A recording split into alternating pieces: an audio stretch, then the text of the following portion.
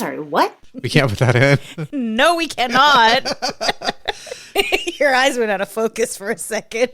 John, you okay? Sorry, I think I just had a stroke. I'm hearing circus music.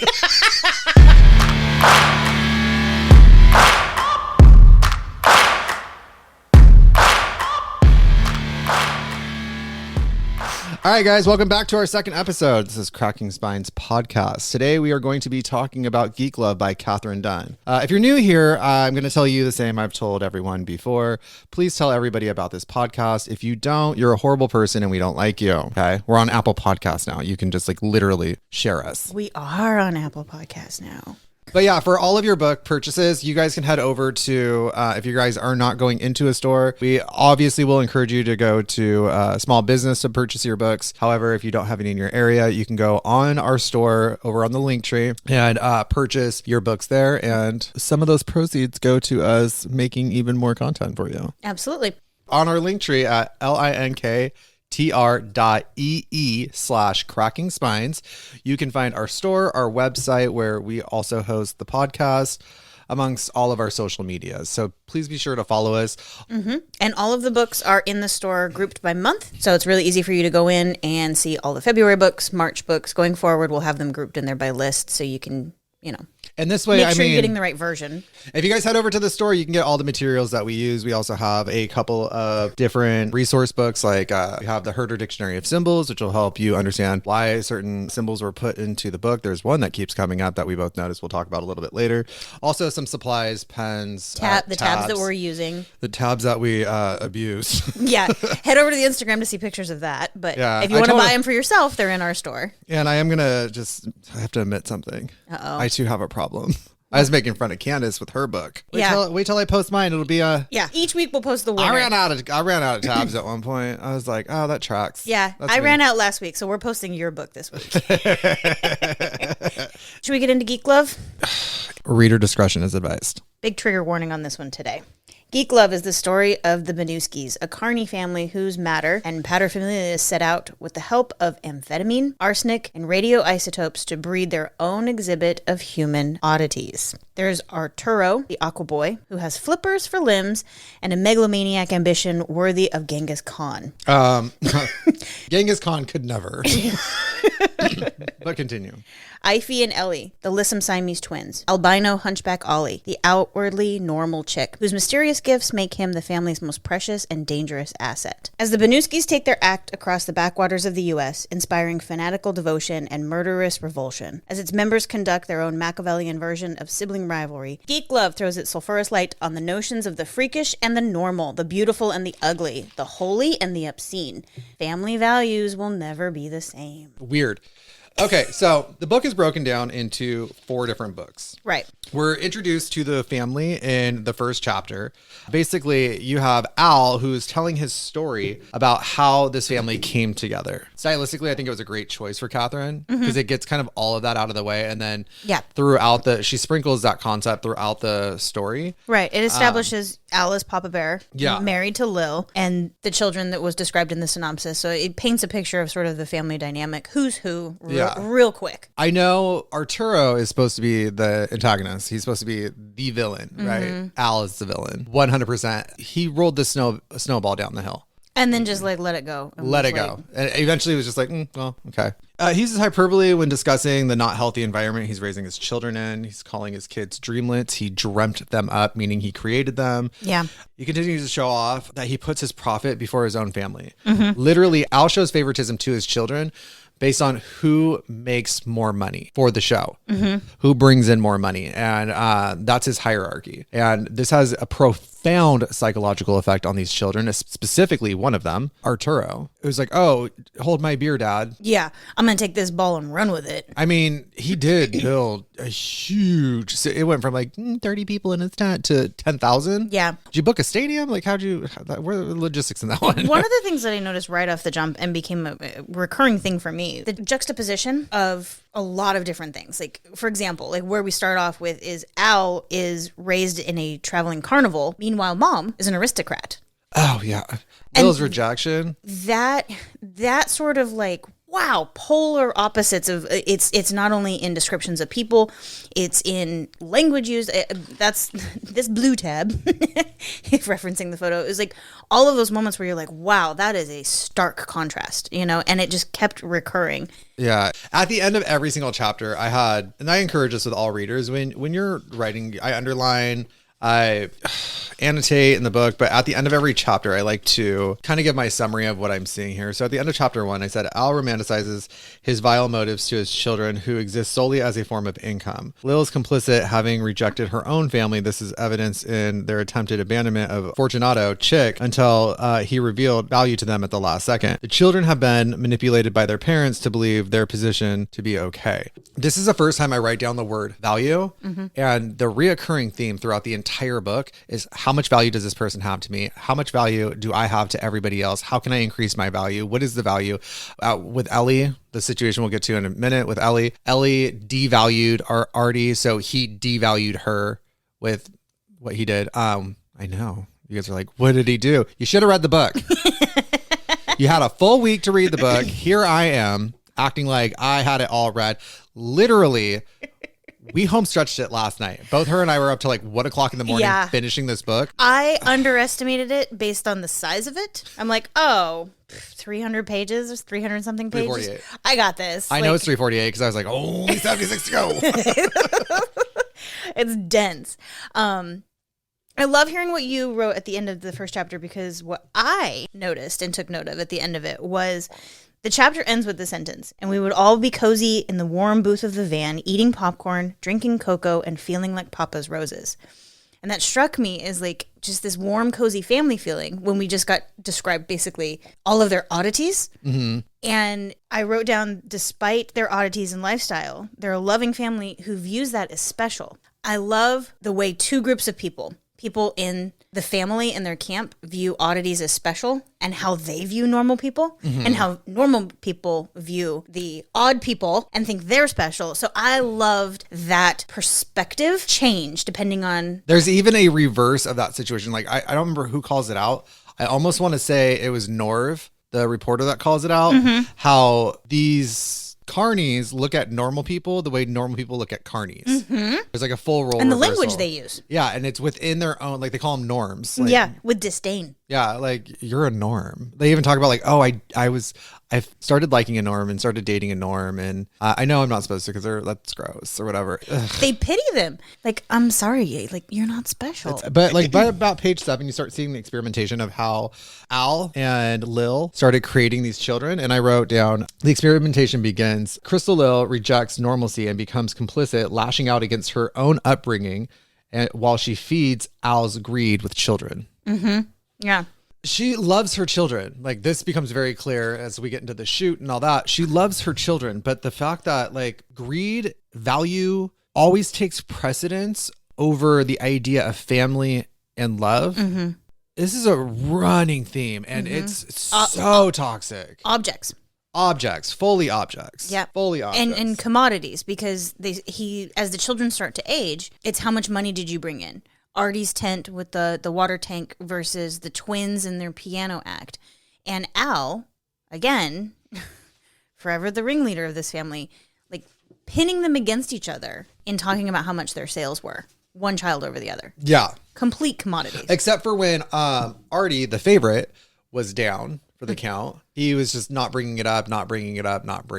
Right. Because didn't want to make him feel bad. Artie was his favorite. Artie made the most money. Right. Usually Artie, if he was the same as what the twins made or a little bit more, he was pissed. He wanted to like outsell them every single time.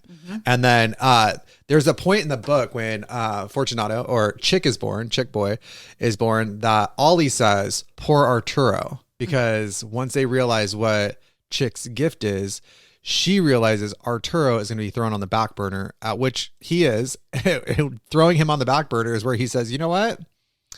This is my carnival now. Light bulb. Yeah. Full send. Yeah. Like, he didn't say hold my beer. He said take my brewery. Keep an eye on it for a minute. Okay. So after the introduction of the family, we jump timeline. Ollie's our narrator throughout the whole thing. Yeah. But we are with Ollie as a child and Ollie as a 38-year-old woman.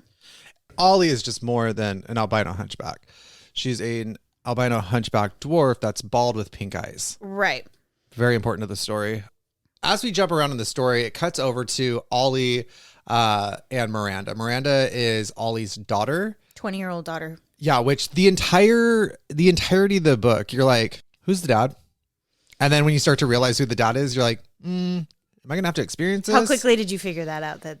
The first mention of it. I think what really solidified it, though, was where he was the one that suggested to put Miranda in the orphanage. That's in the beginning. Yeah. I mean, it's repeated at the end. So Miranda does not know that Ollie is her mom. At all. Ollie put her into an orphanage, and she was trust funded in the orphanage. She got updates from the orphanage about Miranda, and Miranda has the nice little tail. Yes, a little curly pigtail. Well, it started out curly, now it wraps around her leg. So Miranda is not only put into this orphanage where she's trust funded, but Ollie is able to keep an eye on her. She gets progress reports, updates, drawings, things like that. Miranda having no idea who Ollie is. When the scenes open with Miranda, Ollie, Miranda, and Lil are living in the same building. It's almost unsure if Lil even knows Ollie is there, because Ollie tries to disguise her voice, but she does take care of Lil at the same time. She avoids Miranda at all costs at first, and that's where the story starts to take a turn. She should have just kept minding her own damn business. The story would have gone in a completely different direction. But so she finds herself following and stalking.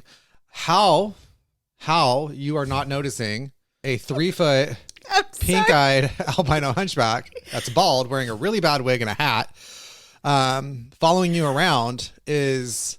I can only see Allison Hannigan as Lily on How I Met Your Mother in that scene where she's following Marshall's date with the coat. Oh yeah, Chloe, turn around.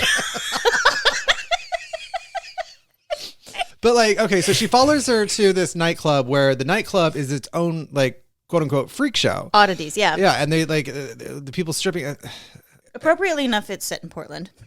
Yeah, well, I mean, I love that it takes place in Portland, ends in Portland. Everything is surrounding Portland, and that I love. But as we see Miranda come through the story, Miranda is an artist. Her college is paid for. Her rent in this home is free. This is how Ollie keeps her close to keep an eye on her, because Ollie does truly love her daughter. Of course, yeah. She was forced to give her up. It was a heart-wrenching scene with her giving her up. I mean, We'll get there. Yeah, it's a lot. But reading this, you feel like the whole Miranda conversation is out of place. Mm-hmm. Brings in Miss Lick. Miranda and Miss Lick are out of place. Kind of, it shows that this pride in love and understanding within deformity is more innate. It's like a rejection of normalcy for oddity. Mm-hmm. And you see that in Miranda. Like, it's just kind of like in the bloodline, which family tree's a circle, but yeah, that's what we're hinting towards. Well, how the story sort of takes off is that as Miranda and Ollie meet, and again, Miranda doesn't know that it's her mom, but they're starting to develop a relationship. She shares with her that this woman has come to the club and basically is buying oddities, for lack of a better way of putting it. Yes. She will pay for their oddities to be removed. And it seems like what Miss Lick is trying to do is kind of the opposite of what we see Al and Artie do throughout the story, where they try to exploit the oddities, and they exploit people with oddities is because they find value in that. What Miss Lick is trying to do is take away a person's ability to exploit it's only women. So she's trying to take away people's ability to exploit women and put them on a path where they can become these great successes without the things that they would have been exploited for, even to having a woman's huge rack removed. Fully. So she's approached Miranda about her tail. Her tail, yes. And so the conversation Miranda has with Ollie about, I'm thinking about doing this, is what sort of sets Ollie off in both reminiscing about the past, which is where we hear all of this story, as well as figuring out how to take down Mrs. Lick. Yeah, because it's like you kind of want to commend Miss Lick for her intentions. Right. But the behavior...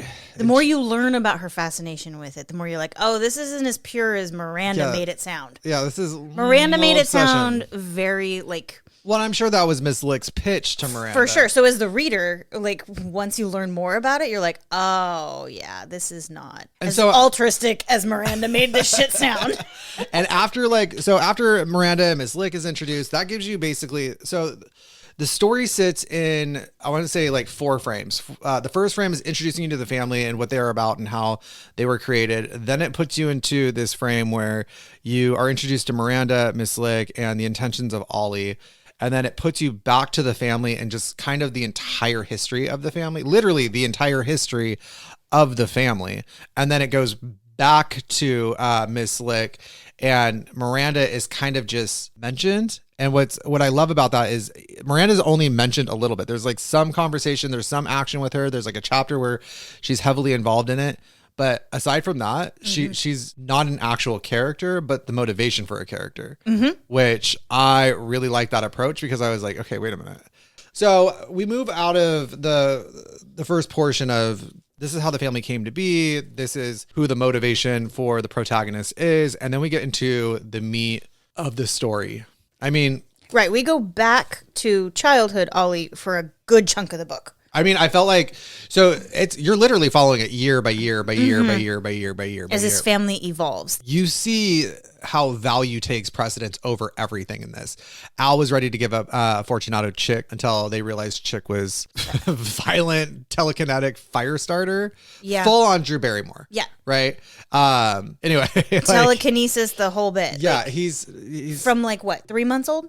Birth. Yeah, he's birth. Like, they were trying to get rid of him because he appeared to be normal. They were going to drop him off somewhere. At a fire station or something, and he was hungry. Yeah. And so Lil's like, let me feed him. And Al's like, we only got so much time. They even checked to make sure like the box couldn't be traced back to them. They did everything to like, they were like trying to pick out a place where he'd be found right away.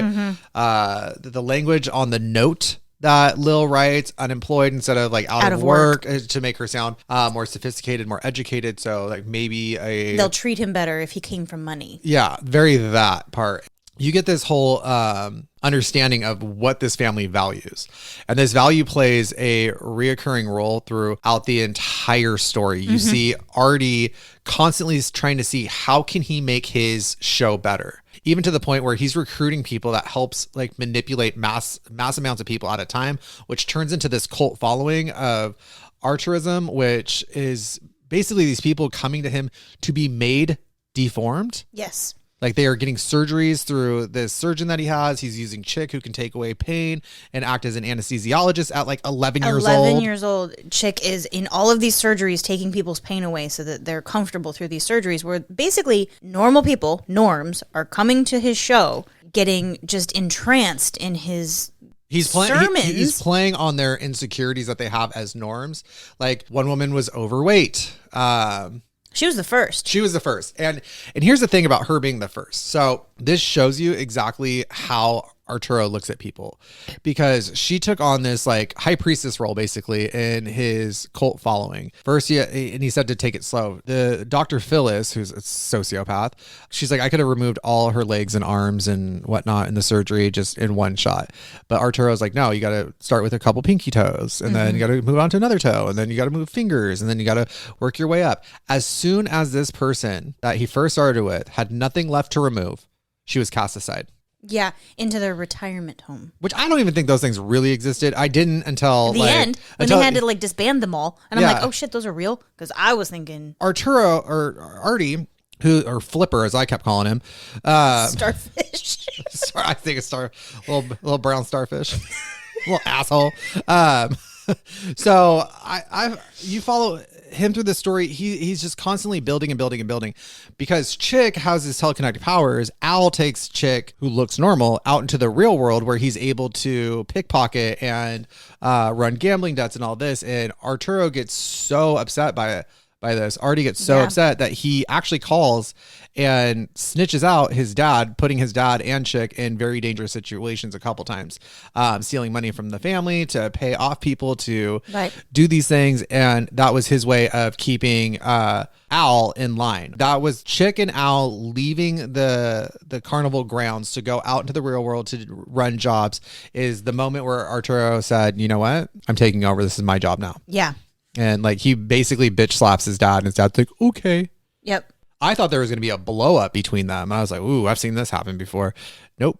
His dad was like completely just like, okay, whatever you want. Happily slid into the like supportive role. Because his kid was making them all the money, not him. Mm-hmm. So he put more value into Arturo. And then, Artie has multiple people come to him and they're like, because his crazy following, and they're like, this is how I can help you. He has somebody that is an electrical engineer who comes to him like, hey, I made you this machine to give you blowjobs because I just figured you're like 18 and you look like that and probably no one's going to want to. And he's like, oh, I lay pipe all the time. We're like, oh, calm down. Yeah. So calm down. He shows up. He's like, oh, I've been thinking about you. And so I created this thing. And I'm like, oh, did he like make him a special chair, a way to walk? Like they hype up the fact that he's this inventor. He's not just an engineer. He's an inventor. He's he's an innovator. And I'm like, that's what you made him? And Artie's like, have you used it? He's like, bro. Artie just takes control. Yeah. And it's in a very manipulative and skillful way because he takes control over the money. He takes control over because keep in mind, this is a 20-year-old, 19-year-old at this point in time with flippers for arms. He has to be picked up off the floor. Unless he's got his, he flops his Michelin tire on it. He flops around. When we're talking about like his physical like appearance, his dwarf sister Ollie, who's in love with him, his dwarf albino sister with pink eyes, bald, and a hunchback, is in love with him and has to carry him everywhere. But this guy still manages to control everyone. Almost everyone. Ellie is one of the twins. So you have Ellie and Iffy. They have like Electra, Iphigenia are their names that they're shortened down to Ellie and Iffy. Ollie is Olympia. Ollie is a girl, if you guys haven't picked that one up yet. But Ellie is constantly checking Arturo, like takes him up to the top of the tracks of a ride that they don't use anymore, and she's like, I'll drop your ass, right? And if he's like, don't, which I think the symbolism behind the idea of twins, one bad, one good, is greatly, it's like that's a perfect representation of that symbolism through Catherine. One strong, one weak. Yeah, they have like their polar opposites, and Ellie being very much like the lovey, the not angry, but the more stern, abrasive one. She's the direct one. Yeah, whereas the other one's always crying. Yeah, so clearly, Candice and I, being direct personalities, are like, go Ellie. Yeah, like I would have smacked. And the fights they get into, I was rooting for Ellie every fight. The twins. Yeah, I was like, beat her ass. Smack the shit out of her, because here's the thing, they can feel each other's pain. I'm like, I feel like Ellie can take more pain than if he can. So like, worth it. Yeah, like bites the inside of the arm. I'm like, ooh, that's a good one. Yeah. Get that. So and also the way they fight, where it's like she would eat food that would make her break out, or they eat food that would make the other ones so petty. like I just want a book on the twins, because they were so fucking petty with each other. She's like, oh yeah, don't you dare eat that fucking pizza. Why, bitch? The story is from Ollie's perspective, so there were fights behind closed doors that we don't even know about. We don't even get to see. And that's something I really appreciate about Catherine's way of writing for the perspective. Like the narration doesn't change. Even when you see it from Norv's point of view, it's put in block quoting, so it's understand that it's Ollie reading his writing. So he's not actually talking to you. He's kind of like, it's like journalistic notes where he gives himself a really, really detailed account of the story. Yeah, he's documenting what he's seeing in brief format. Right. Which, Vern comes in towards like the midpoint, and when the block quote, like that's where you're just like, I need to get through this book. Like it's hard to really like sit down on the second book of the story, because really what it's doing is it's just building a lot of backstory to this.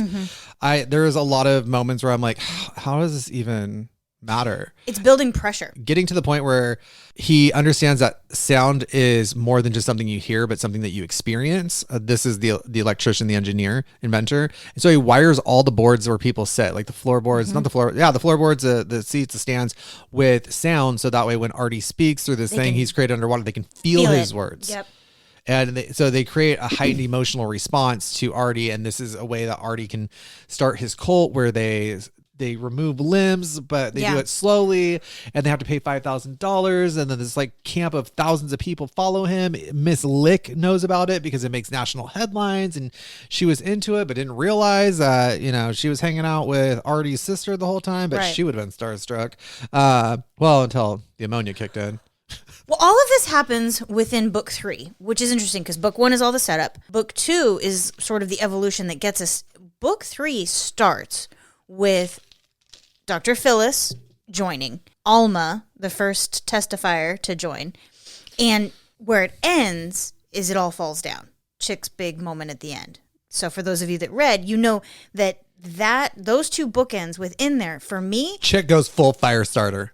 if you look at the character arc of everybody in there, the twins, Lil, it's just a pressure cooker that's just building and building and building. Artie's collecting all these people, using them to put pressure on the family. Like getting into his dad's ear. Everything that happens builds up this, like, Ollie's now pregnant. She's had to get rid of her baby because Artie made her.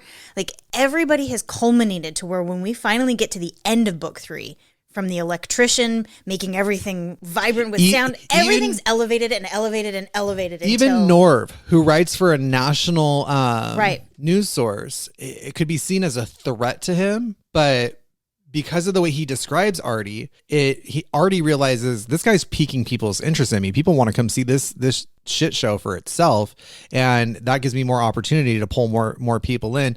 So Norv ends up having this like relationship with Artie that like they're friends at some point. Right. And Norv even goes as far as trying to fake an old injury as a new injury to keep being part of the. But then he starts like removing, and then he becomes a part of the show. Like he throws away this like Pulitzer Prize, like traveled the world, covered war, and to try to like infiltrate Artie's cult to write about it. I mean, the dedication is respectable, but like, bro, you need to take a step back. But everybody that's like collected by Artie through this book leads to this like the bagman gets the twins pregnant. I think the bagman is the unraveling of Artie. So at one point they are all shot at. There's an attempted murder on all of them. Right. On all of them by this guy who's just going through it, I guess. Mom takes them all shopping. They all pile out of the van. And oddities on display. And Lil is shocked, surprised, flabbergasted when she finds out that somebody would just want to kill her kids out in public. Like I can't even take my kids out in public without people wanting them dead. There's a hospital scene. And again, through this, you see Al's greed. He comes in, he gets them out of the hospital before the state can ask too many questions and take them away and not because he might lose his family, but without because, even making sure they're okay. Yeah, like they're still getting medical treatment as he's like, get in the car. Yeah, but he also like has his medical books, so he knows what he's doing. Yeah, his crystals and his tonics. His tonics, his salves. He makes a comeback and he's like, hey, he goes to Artie and Artie sits there and listens to him as how much value are you going to have to me? Mm-hmm. Right. And then Artie sees like, oh, this guy will do anything, crawl around like on all fours for me. Because he's odd now too. Yeah, because he's odd now too. And so he's like, but he made himself odd. Like I didn't make him odd. He was suspicious of him, but he wanted to see what he was up to, like keep him close. What I find interesting about that is the bagman is the unraveling of Artie. The bagman originally tried to take Artie out and in the bagman's own death, he was able to take Artie down. Yeah. And so what happened was... because that's when things start going down fast. This bagman comes back into Artie's life. He's only able to write on paper. He explains the situation. Artie is trying to figure out what value this guy has to him. Artie's still unsure, but he's like, there's potential for value here. I'll keep him around and see what he's up to. And then he starts having them follow around the twins because of the twins, Ellie and Iffy. Ellie is like, the fuck are you, dude? Like, used to get mad when you couldn't beat our sales or if you broke even with our sales. What the fuck are you talking about? Like, and Iffy's like, I love everybody. And Ellie's like, shut the fuck up. I'm just trying to get along. Yeah. Like, very Ellie's much like, that absolutely vibe. not. Yeah. She's like, girl, like you were ruining this for us. Mm-hmm. Like you're setting women back. Okay. So eventually the twins start prostituting, sex work. That was their, I think that was their way of taking, because even Iffy was like, they told their piano instructor that they turned him into a pimp, basically. Yeah. He's like, I'm not going to do it. And Iffy being the sweet, loving, gentle, yaddy, yaddy. She's like, we'll tell people you raped us. Yeah, she's the manipulator. Yeah, I mean, the quiet, nice ones usually are, but it's on brand. It's on there's brand. The direct one, and then there's the like. Direct people don't manipulate you; they'll just scare you into doing what you need to do. Iffy's a manipulator, and she uses that demure sort of vibe that she has to get people to do it. Yeah, and she manipulates the hell out of that guy. And because they take some agency within themselves, Artie can't fucking handle it. He loses his shit because Artie is in control at this point. He has sabotaged his dad in anything that he's tried to done with Chick because that puts Chick a value above Artie. He's figured out a way to make Chick's value his own value by assisting in all the surgeries. Assisting in surgeries to get his followers to become deformed. This is fucking Jesus Christ. And then eventually and Chick has this gentle soul. He sees that Chick doesn't like to hurt people. So he uses Chick to take away people's pain and put Chick in a place where Chick feels like he's doing the right thing. So he manipulates Chick into helping him in a way that I don't think Chick would have agreed to. Nope. And so you go through this character arc of Artie, right? And so eventually when he finds out about the girls, he's like, absolutely not. And he tries to make them marry Bagman. Yeah. The guy that tried to kill them. Meanwhile, Lil's like, I feel like I know this guy from somewhere. Yeah. Like you would think Lil would play more of a pivotal role in this whole story, but literally the way people are described in this, her only value is to create children that will be of value. Which is over now. Yeah, she's past that point in her life. So she's like kind of, nobody really listens to her. Half the kids called her by her first name. And she's got a half a dozen chemical dependencies at this point. Oh yeah, like full sun. She's like, can I stick it in my arm or up my nose? This point in the story, she's just sort of like muttering to herself and puttering around in the background. Yeah, and making cakes. Yeah, like if you're watching the movie, she's just sort of in the background talking to herself at this point in the movie. Yeah. Like even at one point, Ollie runs in and says hi to her, and she just kind of blankly drops her cheek down for Ollie to give her a kiss while she's sewing, and just keeps going back to what she's doing. And so at one point, Artie trying to take that agency away from the twins again because they never really had their own, having been raised in this carnival. At one point, Ollie describes at night, it doesn't matter where you are in the country, it's all the same place because the setup's always the same. They are told that they're going to be forced to marry the Bagman, and they're like, we're not doing that. I don't want to do that. We're not doing that, whatever. Right. And so they try to go to their father. They call for Ollie. Ollie is like, hey, here's a gun just in case. And then they tell her, go get Dad. Their dad comes, oh, I hear you're going to be getting married. And he's talking to Bagman. He's like, oh, welcome to the family. It'll be a great addition. And they're like, no, Dad, we don't want this. We don't want this. And he's like, oh, no, Artie and I talked about it. It's going to be great for you. He was aggressively obtuse in that entire conversation. Yeah, he's just almost like his fear of Artie was taking precedence over his care for his kid. But again, they're like, Papa, we don't want this. And he's like, oh, Artie wouldn't do anything that wouldn't be for the best interest of the family. And it's like, best interest of the family's wallet. Dude. Yeah. And so they're like, no, we don't want this. We don't want this. And at some point, they're like, okay, we're going to kill him. And he knocks on the door, and they're having a hard time with it or whatever. I like that. She's like, if he didn't come in being so human. If he'd have just come in without knocking. I would have just lit his ass up. I would have just shot him. Lit him up. Why did he have to knock? And so then he's raping the girls, and Mom looked out a window, saw him, and then the right lighting was like, oh, that's a guy that tried to fucking kill my kids. Right. And she comes in and she's looking for the right angle. The gun falls on the floor and she fucking ends this dude. Yeah. And I remember being like, yeah, Lil, get him. Space Case was like, hey, I can fire a gun. had a moment of clarity. Yeah. I think it's really interesting that they all turned to Artie, who hired the guy, and they're like, did you know this? And he goes, no, not a clue. Everybody's standing in the room having this conversation, and Ollie's watching Artie being backed into a corner of no, I didn't know anything. And they're like, how did you can see the he's losing his power. He's right there. losing his power. That's the first example of him losing his power. Well, second example, because the first example of him losing his power is he has this control over Ollie at all times. Right. And Ollie comes along and she's like, I don't like this either. Here's a gun, guys. Yeah. That was. He manipulated people to their breaking point, just too far. If he'd kept them just below it, he probably would have maintained some control, but he just kept pushing. Like what he did to Effie. He girl bossed a little too close. Close to the sun. Fucking full Icarus. And everybody, and that's that pressure cooker feeling that you get through book 3 of everybody's just being pushed to a breaking point. And so Artie's now trying to reclaim his control over everybody. Mm-hmm. He sees that was his punishment for Ellie and Iffy, defying him and finding their own agency in the way they were prostituting themselves, which sex work is real work. And so he tries to punish them by forcing them to marry this guy. Well, the twins end up pregnant. Right. And they want an abortion. They try to flee. They try to run. And he has all the control. He has all the control because he has Chick in his pocket. Right. And Chick helps get them back. And then he puts them where Lil can't even see them. There's a guard on their door. They're not allowed to leave. He's forcing them into their pregnancy. When Ollie cusses him out, she's no longer allowed in there. Yeah. At this point, you can feel Artie just frantically trying to hold on to control. He's like, now you have to have the baby. Yeah. you have to have the baby, right? He just sees Ellie being more and more of a problem because Ellie is the only one throughout the entire story that's like, fuck you, Artie. I'm going to do what I want. And so he has Dr. P lobotomize Ellie and just turns her into a drooling whatever. So while this is happening, they're hoping that she comes back. Chick is secretly working on her. Chick is starting to realize, oh, hey, this is what he did. And the reason why Artie had her lobotomized is because he knew he could control Iffy, and he wanted that baby being brought like full term. Right. And he can control Iffy. He can control Iffy, and then she has a 26-pound baby. Iffy even says about what's his name, Mumpo. Yeah, that's a P, not a B. I wrote here, the fuck. I would have written it whether it was a B or a P. 26 pounds, 5 ounces. There is no coming back from that. Yeah. So now, Iffy says about Mumpo that like Mumpo is a big lumpo of a baby. Yeah, they're trying to market him as like the fattest baby and all this other stuff. So now Iffy is taking care of a 26-pound baby with her sister that she's also taking care of at this point too. I mean, again, pushing them to this like absolute breaking point.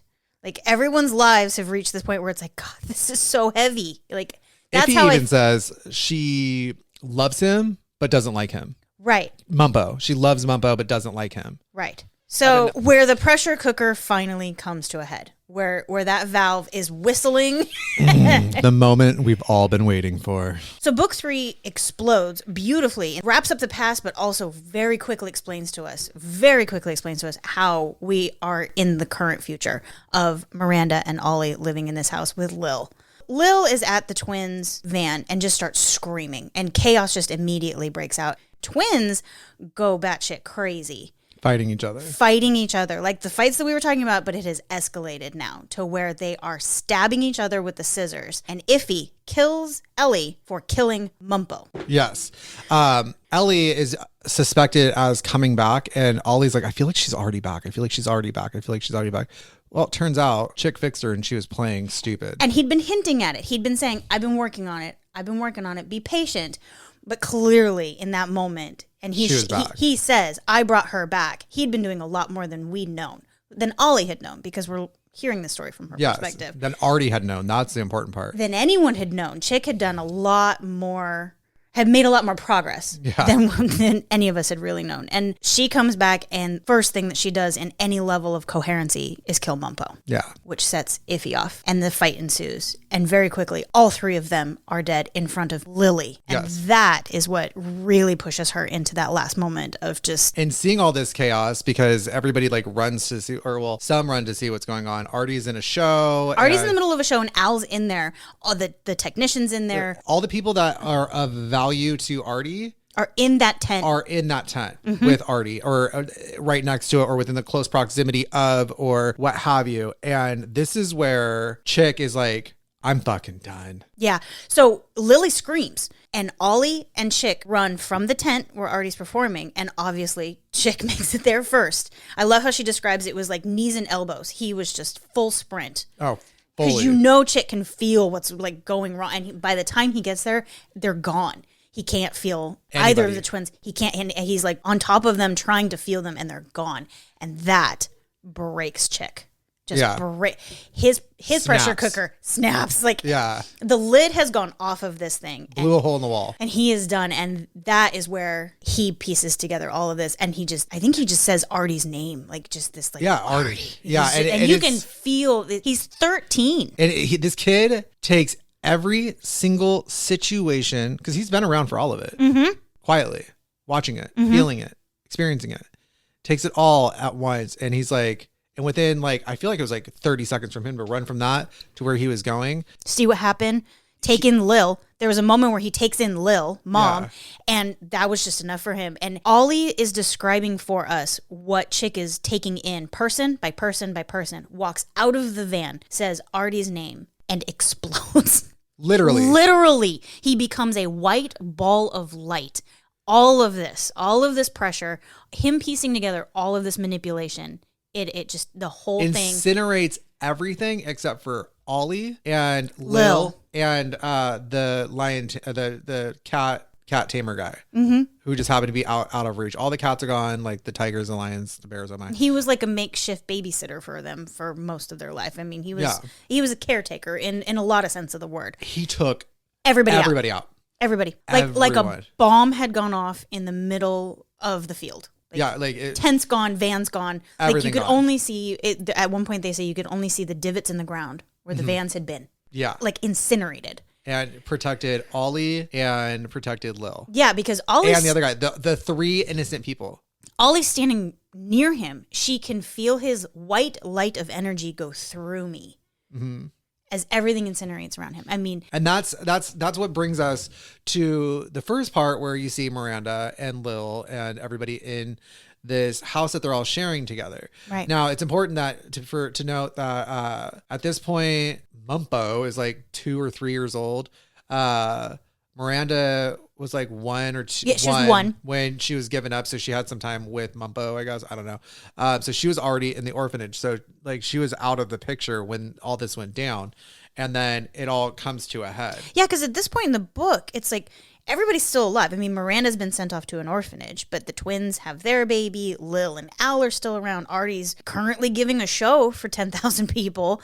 So at this point in the book, you're like, how the hell do we end up from? Because yeah, we don't have much more to go here. And in that moment, you're like, like as a reader, I was like, that's how it's just Miranda and Ollie and Lil. Like all of a sudden, you're literally, she Thanos'd. Yeah, she Thanos everything that made that family and everything that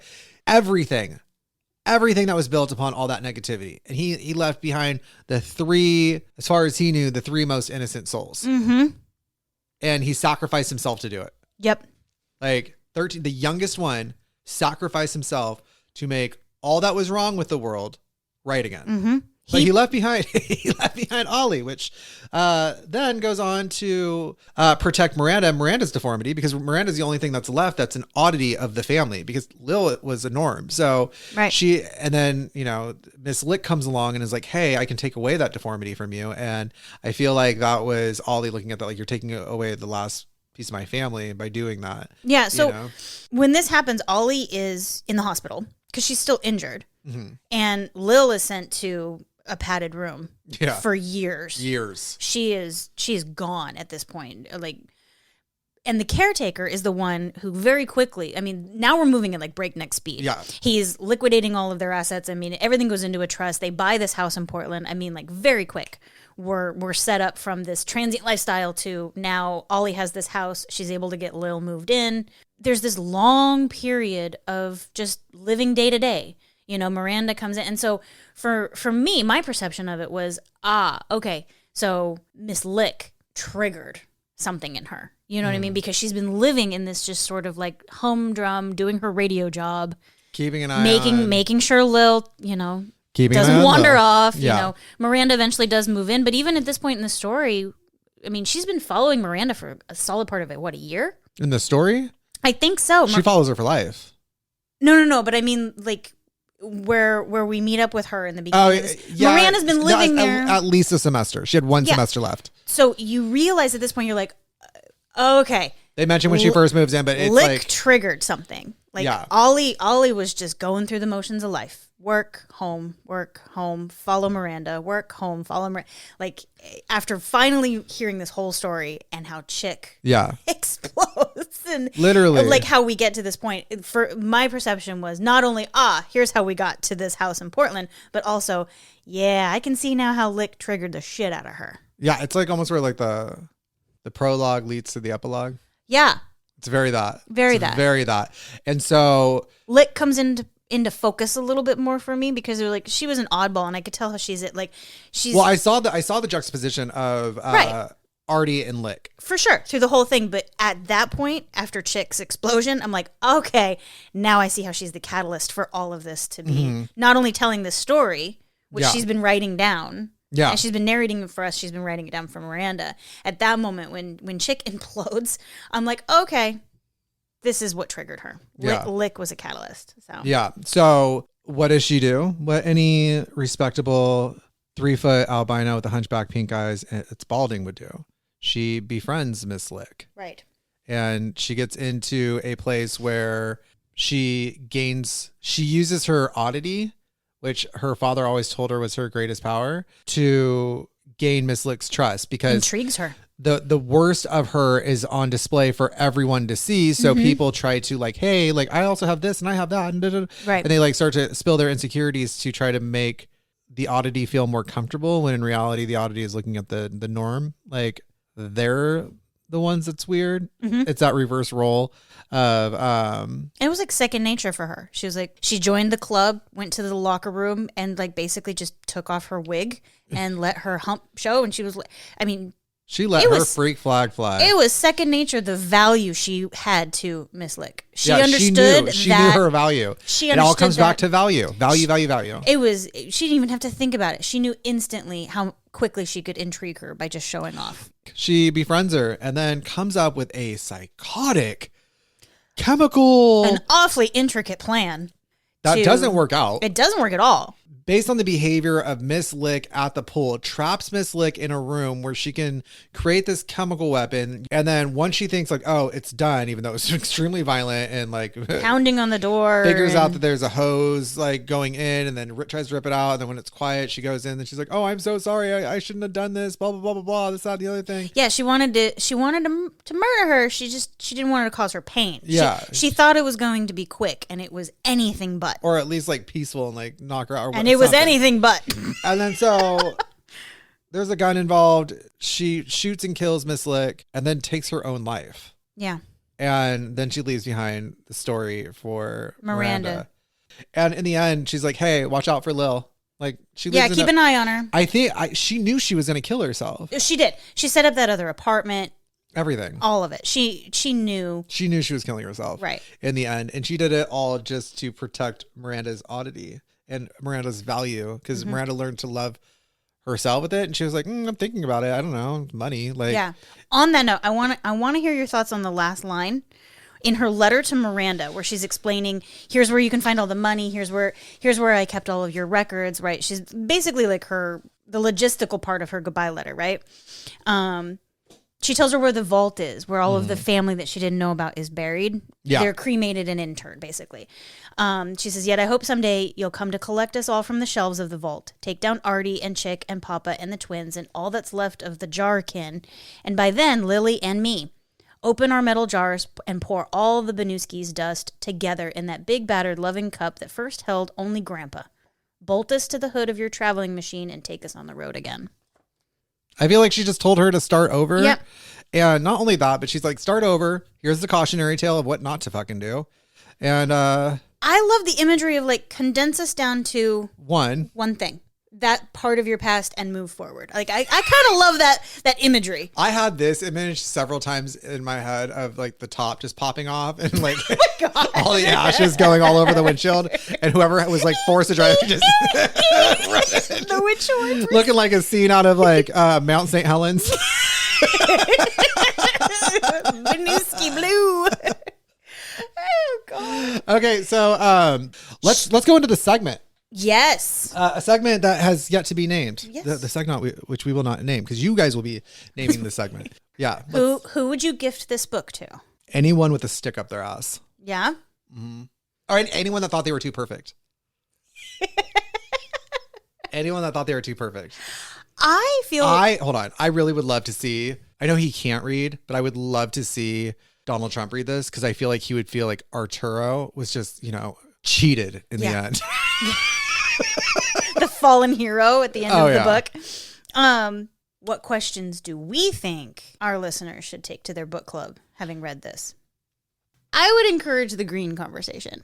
I think there's a lot of of theories to be had as to why green comes up as much as it does. Yeah, so literally last night I was probably 40 pages from the final page, and I messaged Candice. I'm like, if this bitch says green one more motherfucking time, so I'm gonna lose my shit. And then she said it like 12 more times after that. So our listeners know we make it a point not to talk about this during the week. Like we make it a point to we try not to even joke about it. Green comes up so much that we were compelled to have that. It was even like a full conversation. It was. We didn't dive in depth to it, which we're about to. So. Buckle in. It was by the time you reached But I just messaged her. I'm like, are you noticing the word green? And she goes, oh my God. That was like the conversation we had about it. She's like, oh, I flagged it. I put it in my Herder's Dictionary of Symbols, which is available in our store, Linktree, linktr.ee/cracking spines. It also seems to be the color of fucking police uniforms and pool water and the air around pool water and the sunset somehow. Whatever. And carpet in every room we're in. Oh, God. Through the entire book. The green carpet. It's all kinds of greens, too. The green-blue carpet. The sea green. I got it. It's green. Yeah, girl. You guys won't hear this, but I read from the Herder's Dictionary of Symbols all the different meanings for green. And but there's a lot. There's a lot to. There's so many different ways that it can be used. I mean, when we think of green, we think of Mother Nature, which this defies. We think of envy. We think of illness. We think of money and greed and value. Yeah, there's a lot of ways that could go, and it's used in every single way. It's pronounced in this book. All right, I'm ready for a vacation. Are you ready for this? Yes. Yeah, this is where you guys are going to be coming into play. I'm be posting. I want you guys to go to the Instagram at Cracking Spines Podcast, all one word, and go to the story. There are going to be a couple polls up that I want you guys to participate in. If you don't, you're horrible people and we don't like you. Yes, you have to pick which one of us you love the most. Yeah. I mean, who you think is right. Yeah, which... who has more value? And to find the post to vote for what the segment should be called. Oh, yeah, that too. Okay, who should play each character in the movie adaptation of Geek Love? How do you want to introduce them? Let's start with, let's go through the back. So, let's start with the parents first. Okay. Who do you think should play Al? Al, I have as, did you ever watch the show Once Upon a Time? Mm-hmm. I love that show. The guy who played Rumpelstiltskin. Oh, you'd be so good. That's who I pictured. I cannot remember the actor's name, but I pictured him. Especially as he kind of just got pushed to the side and became I pictured Jim Belushi. Wow. Those are two very different things. What's his name? He was on Law and Order, not SVU, but Criminal Intent. He's so annoying. Vincent D'Onofrio? Yeah. That guy, I think. Okay. So him. All right. This is where the fight's going to happen right now. All right, Lil. Mama Bear Lil. Easy. Angelina Jolie. Okay. Easy. I have Helena Bonham Carter. That's good. Fight Club, Helena Bonham Carter. That's good. I'm thinking... because this thing plays like a Tim Burton movie in my head. I get that. Oh, that would be that would be like one of his rated R movies. I feel like, and you know what? No, I feel like if Tim Burton and John Waters had a love child that was also into making movies, this would be their premiere. Yeah. You were saying about Helena Bonham Carter. Who was in Fight Club with Brad Pitt. Yes. Who used to be married to Angelina Jolie. I'm Team Jen, by the way. Who used to be married to Angelina Jolie. And look at the freak she turned him into. Yeah. So I think she has real life experience. She could tap into that. She can tap into that. You think, okay. Plus, the way, she's... I will give you the regal aristocrat She can play frail so well. True. She plays frail so well. She has a range, her range. I mean, she's no Charlize Theron, okay, but she plays super tone. I can see them taking her and her body just deteriorating throughout. I mean, obviously they're gonna have to use special effects, but the cheekbones, the sharpness in her facial features, that can play so well to that. Plus, she turned Brad Pitt into a weirdo, so she has life experience in turning human beings into weirdos. I came up with Helena Bonham Carter when we're in the second half of the book, and she's just turned into this. She's polishing the jars, and she's humming to herself. She's muttering around the house, and Ollie describes Ollie describes at one point that she walks into the van, and she just she has this sing song voice, and then looks past her through the that vacant expression with her head cocked to one side. I just see. A combination of Helena Bonham Carter and Fight Club with a little bit of the Harry Potter version. I get that, but I don't think she has the depth for the morose sorrow. I think you're wrong. Okay, well, you guys decide. First of all, open Instagram right now and vote. Well, actually, Look at me sounding masculine. All right. Are we going to argue more of these? Do you think we have another? Who should be Ollie? I had Millie Brown, 11 from Stranger Things. Yeah. I don't. I have, like, can we do past and present? Yeah. Okay. I have grab one of the Olsen twins, shave its head. I'm talking 3, 4, 5-year-old Olsen twin. Okay. Like just full send. Who do you have for Arturo? I had Josh Hutcherson, who plays I know. Yeah. Plays in PETA in Hunger Games, for those of you that don't know the actors' names. Yeah. I felt like he could pull off that like pouty anger thing that Artie does. That like. Yeah, I'll rock with you on that one. Yeah? I'll rock with you on that one. Kind of. Slightly. Yes, I'll rock with you. Okay. Just I can't think of one. Who do you have for chick? Oh, Elijah Wood. Young Elijah Wood. Oh. Like 9-year-old Elijah Wood. I'll ride with you on that one. Yeah, like That's full good. innocent, like, what's his name? The dude who played Rudy would be a good, when he was younger. What's his name? Sean Astin? Oh, yeah. He would have been a great Artie back in the day, like young. Goonies version. Yeah. Yeah. Yeah. And then what about the twins? Shannon Sosamon? Oh, can I just tell you right now? Like, I had the biggest crush on them when I was pretending like I was. I know who she is. Okay. I had the biggest crush on her when I was pretending like I wasn't gay. Oh my God, I love her. I pictured her. She was in, most recently I saw her in, what was it called? She had long hair in it too. I love her short hair and that like little pixie that she does. But she was in Sleepy Hollow. Yeah. Oh, I love Shannon Sosamon. Knight's Tale is where most people are probably going to know her from. Which was Heath Ledger's first film, I think, and he had never acted. He just tried out for it. No, he did 10 Things I Hate About You before that. Before? Yeah. Oh, well. That was his like. According to him, his acting was him just auditioning one day. Who did you have for twins? Sarah Paulson. I almost had her. I actually had her jotted down for Lil. And she played Siamese twins in Freak Show. Yeah. Sarah Paulson. All right, guys. Well, this was fun. This is fucking roller coaster. Oh, God. Thank you guys for joining us here on Cracking Spines podcast as we have discussed Geek Love by Catherine Dunn. If you haven't read it yet, not sure if you're going to want to after this. If you did read it for today's episode, we're thank sorry. you. And we're sorry. I apologize. That was my bad. On behalf of myself and our readers, I think you should take a TO on suggesting books.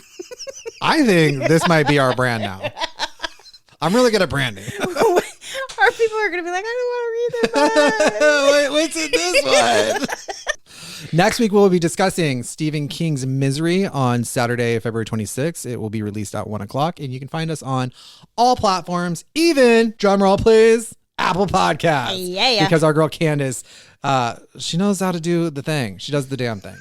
So you can find us there. Be sure to go visit our Linktree, linktr.ee/cracking spines to visit our store where you can find every book on our list for the month, as well as different resources for reading your book differently, covering symbolism and tools that we use to mark the book obsessively. Don't abuse your tabs like we do. Take a picture on Instagram and tag us on it. Yeah. We want to see. And don't like load one up to be like, I knew it more than you do. Like, be honest about it. Be honest about it. Also, go head over to our Instagram at Cracking Spines Podcast. Look for the polls in the story. Agree with me, not Candice, because let's be honest, I was right, she was wrong. And we'll see. We'll see. Will we? I have faith in our listeners. Okay. You're going to see as clearly as the Bagman. Okay. If you guys read the book, you would get that reference. Agree with me. Agree with me, please. I'm the Artie of the situation. She's Ollie. She'll kill you. Your case is just getting stronger and stronger. I mean, all right, guys. Thank you so much for joining us. Tune in next week, February 26th, Saturday at 1 o'clock. We're going to discuss Stephen King and Misery. And we're out.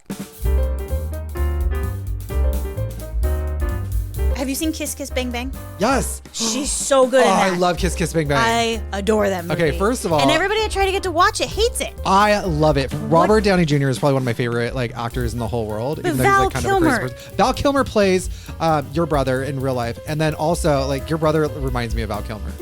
I don't know why. This will be the test on if he actually listens to your podcast. She was so good in that, though. Yeah, but Val Kilmer as a gay assassin. Hello. That's me on TikTok. sleep badly. Yeah. Cry harder.